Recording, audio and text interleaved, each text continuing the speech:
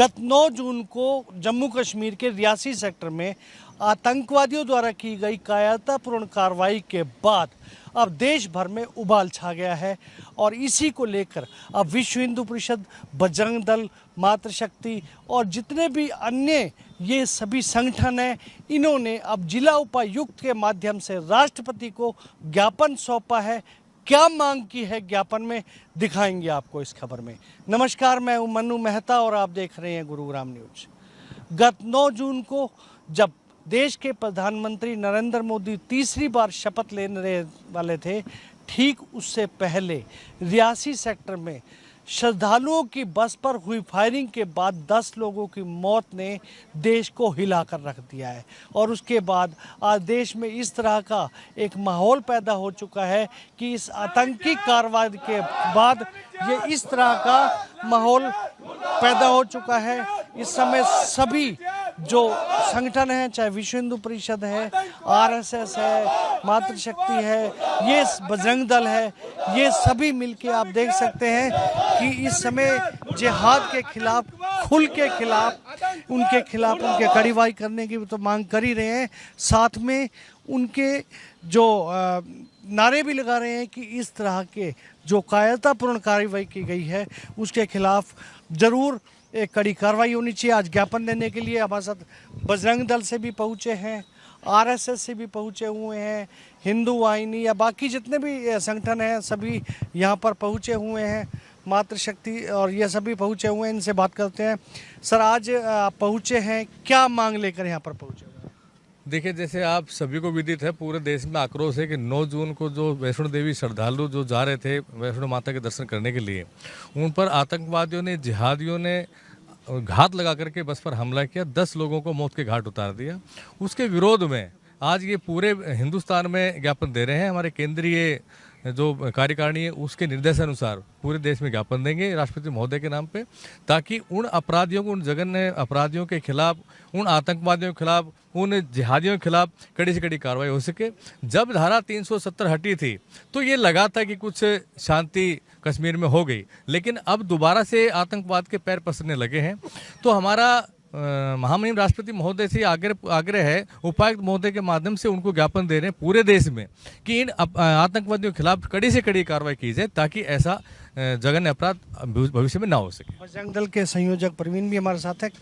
क्या बात मानते हैं कि फिर से पैर पसारने लगा और क्या इलाज है इनका? घटनाएं हो रही, इससे तो यही हो रहा है कि पैर पसार रहा है और इलाज तो वही है, सीधा ठोकने का इनका इलाज है। जहां भी हो इनको ठोकने का काम दोबारा से ढूंढ के, वैसे सेना कर रही है, भरोसा है, अभी कार्रवाई हो रही है, आजकल में हो जाएगा इलाज तो। परंतु जो मरे हैं और जो घायल हुए हैं, सरकार से ये भी अपील है इसके माध्यम से कि उनको उस मुआवजे के तौर पर कुछ धनराशि इस तरह से मिले, ताकि उनको परिवार को जीवन यापन में आगे कोई परेशानी। जनरल शेखावत जी हमारे साथ है। क्या सर्जिकल स्ट्राइक जैसी भी मांग कर रहे हैं आप?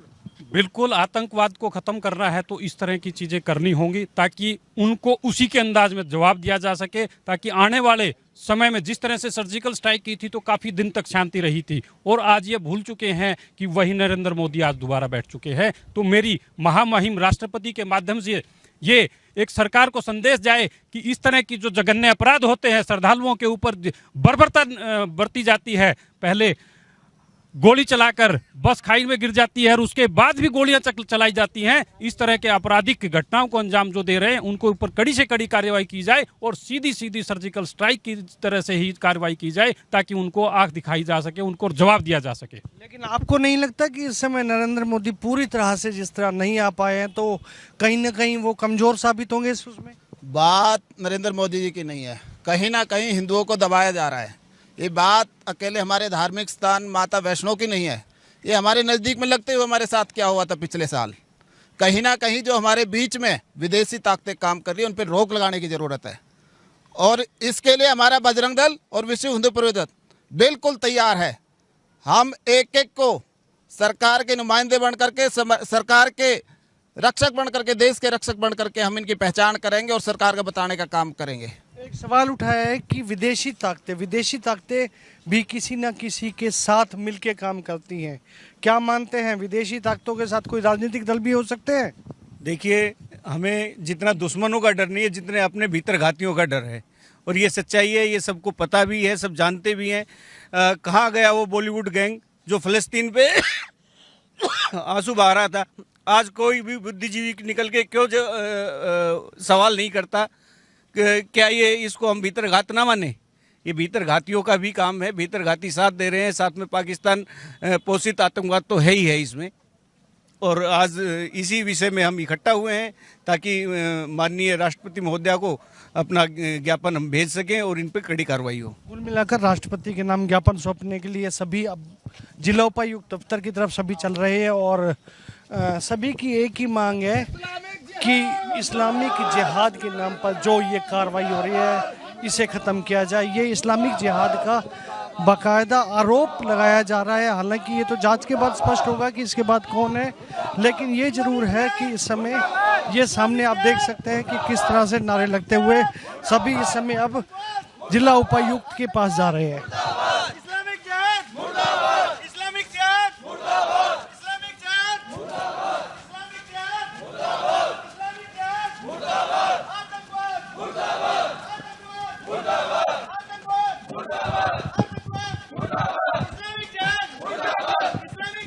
आतंकवाद मुर्दाबाद के नारे लगाते हुए सभी अब ये जितने भी सभी आरएसएस, विश्व हिंदू परिषद या जितने भी संगठन हैं सभी जिला उपायुक्त के कार्यालय पहुंचे हैं और जिला उपायुक्त के माध्यम से आज देश के राष्ट्रपति को ज्ञापन सौंपने वाले हैं कि ये जो कार्रवाई की गई है इसके खिलाफ कड़ी से कड़ी कार्रवाई की जानी है ताकि आने वाले समय में इस तरह के निर्दोष तीर्थ यात्री ना मारे जाए। कोई भी बिना डर के तीर्थ यात्रा पर जाए तो उसे ये निश्चिंत होना चाहिए कि किसी प्रकार का कोई डर नहीं है। ये सब लेकर गुरुग्राम के जिला उपायुक्त कार्यालय के ऑफिस पहुंच चुके हैं।